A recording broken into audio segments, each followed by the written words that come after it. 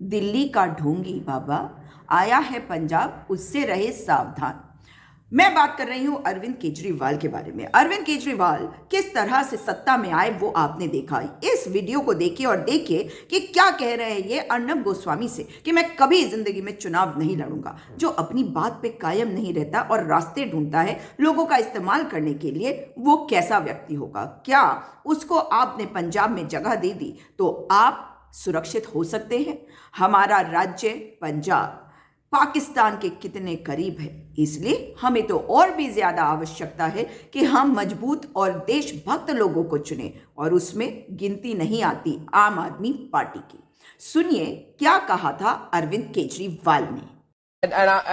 is a indirect manifestation of Arvind Kejriwal's own political ambitions, which are coming to the surface now. Arnab, I made it very clear and I am again making it very clear on your channel, on your program today. I will never fight elections in my life and I don't want to hold any post in my life.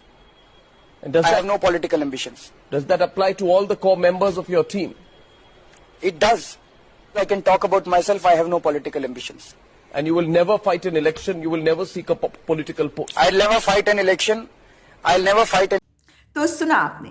अब अरविंद केजरीवाल की बात करें तो आम Aadmi party एक आंदोलन से निकली और उस आम आदमी पार्टी के जो फाउंडिंग मेंबर्स हैं, संस्थापक सदस्य हैं, उनमें अरविंद केजरीवाल, योगेंद्र यादव, प्रशांत भूषण और तमाम लोग थे, शाजिया इल्मी, आनंद कुमार। मगर साथ में एक और वीडियो मैं आपको दिखाना चाहती हूँ, कुमार विश्वास जो इनके साथ शुरुआत से थे। मगर ऐसा क्या हुआ होगा कि कुमार विश्वास और प्रशांत भूषण ने ये छोड़ दी पार्टी। योगेंद्र यादव ने यही बात पहले भी कही थी। याद आई, I just end with this. Aam Aadmi party से जब हमारा ब्रेक होने वाला था, इससे 3 महीने पहले प्रशांत जी से मेरी बात हुई उनके घर में। प्रशांत जी उस दिन रोज कहते थे मैं प्रेस कॉन्फ्रेंस करूंगा, ये झूठे लोग हैं, इसको टिकट दे रहे हैं। मैं रोज उनका शर्ट खींचता था कि नहीं नहीं प्लीज मत करो, इससे अमित शाह को फायदा होगा, ये इलेक्शन पूरा होने तक नहीं करना है काम कुछ भी। तो एक दिन वो पलट के मेरे से पूछे, अच्छा योगेंद्र तुम बार बार कहते हो अमित शाह को फायदा होगा, ये लोग अच्छे हैं ज्यादा? मैंने कहा हाँ अच्छे हैं। मैंने कहा अच्छा तुम मेरे को एक बात बताओ, मान लो इंडिया देश में इलेक्शन होने वाले हैं और प्राइम मिनिस्टर को पता है कि पाकिस्तान से मैं अगर झूठी लड़ाई कर लूं तो मैं इलेक्शन में जीत जाऊंगा। This is 2014 and when Prashant Bhushan is asking me this question. अब तुम बताओ, मान लो मोदी प्राइम मिनिस्टर हो तो वो क्या करेगा? मैंने कहा इन ऑल प्रोबेबिलिटी मोदी कर लेगा लड़ाई, लेकिन हो सकता है, वो बहुत क्लेवर आदमी है, हो सकता है ना करे, उसका फायदा उठा के बगैर लड़ाई के काम चला ले। उनका अगर अरविंद प्राइम मिनिस्टर हुआ तो? मैंने कहा तो पक्का करेगा। So Arvind Prashant ji said, so Yogendra what are we doing in this party? हम कर क्या रहे हैं? That was the day when it snapped. And last year जब एक्चुअली ये हुआ, दिल्ली दंगे में चीफ मिनिस्टर कुछ बोले ना, खड़ा ना हो, ठीक है पुलिस आपके साथ नहीं है, आप खड़े हो जाओ, आप वहां कहो कि तुम मेरे लोग हो, मैं नहीं होने दूंगा, अच्छा तुम मरोगे मैं तुम्हारे साथ मरूंगा, मरने की जरूरत नहीं पड़ेगी, खड़े हो जाओ आप वहां पे। जब वो हिम्मत नहीं है फिर पॉलिटिक्स छोड़ देनी चाहिए, दुकान खोल लेनी चाहिए। दुकानें बहुत चलती हैं, पॉलिटिक्स और दुकान में कुछ तो फर्क होना चाहिए ना। उस दिन मेरे लिए बिल्कुल फाइन। और फिर कही थी यही बात कुमार विश्वास ने, पहले भी कही थी, अब फिर से कहिए। क्यों? क्योंकि ये चाहते हैं कि पंजाब सावधान रहे इन ठगों और ढोंगियों से, क्योंकि ये ढोंगी आया है सीधे आरएसएस के कैंप से। संघियों ने इसे भेजा है। आपने कभी भी भाजपा को नहीं अपनाया, मगर भाजपा ने ये नया रास्ता ढूंढा है। पिछली बार अकाली दल के साथ आए थे ये सरकार में, अब आने की कोशिश है ये दूसरे रास्ते से और ये है आम आदमी पार्टी। सुनिए। मैंने बोला था उनको, मैंने कहा ये बहुत आग लगा देगी, तुम गलत काम कर रहे हो, ये सब मत करो। हम वैसे ही पंजाब जीत रहे हैं, वहां भावनाओं को प्रोवोक मत करिए, किसी आग मत लगाइए। पंजाब में कोई नहीं चाहता कि पंजाब में शांति भंग हो। हिंदू नहीं चाहते, सिख नहीं चाहते, वहां के किसी हिंदू ने नहीं कहा कि हम मुख्यमंत्री बनना चाहते हैं। किसी हिंदू को वहां पगड़ीधारी सिख के मुख्यमंत्रित्व में काम करने में कोई आपत्ति नहीं है। दुर्गाना मंदिर और दरबार साहब की इज्जत बराबर है वहां हिंदुओं के मन में, दोनों जगह उसी भाव से माथा टेकने के लिए जाते हैं। इसको ये लग गया था कि 90 सीटें आएंगी और मैं मुख्यमंत्री बनूंगा। तो मैंने कहा कि पंजाब के लोग तुम्हें स्वीकार नहीं करेंगे एज ए चीफ मिनिस्टर यार, वो बिना टर्बन वाले आदमी को नहीं स्वीकार करेंगे। पंजाब सूबा नहीं है, पंजाब एक इमोशन है, और केवल पंजाब के लोगों के लिए नहीं है, पूरी दुनिया में जो पंजाबी फैले हुए हैं, पूरी दुनिया में जो सिख फैले हुए हैं, जो अपना अपना काम कर रहे हैं, जो मजबूत हैं, उनके लिए पंजाब एक इमोशन है, आप समझिए। बोला नहीं, मैंने कहा तो बनेगा कैसे? मैंने पूछा इससे, अच्छा अरविंद से पूछा, मैंने कहा बनेगा कैसे, मानेंगे नहीं। इट वाज वेरी क्लियर कि वो सीएम बनना चाहता 200% था, तो उसने मुझे बताया फार्मूला, 200% कि वो सीएम बनना चाहता था, और वो कैसे बनेंगे उन्होंने फार्मूला भी बताया मुझे। मैंने कहा वो मानेंगे नहीं तेरे को सीएम। तो जब 90 सीट आ जाएंगी तो हम क्या करेंगे कि हम भगवंत मान ग्रुप और फुल्का ग्रुप इसमें झगड़ा कराएंगे कि हमारा बनेगा, फुल्का बनेंगे, दूसरा कहेगा भगवंत मान बनेगा।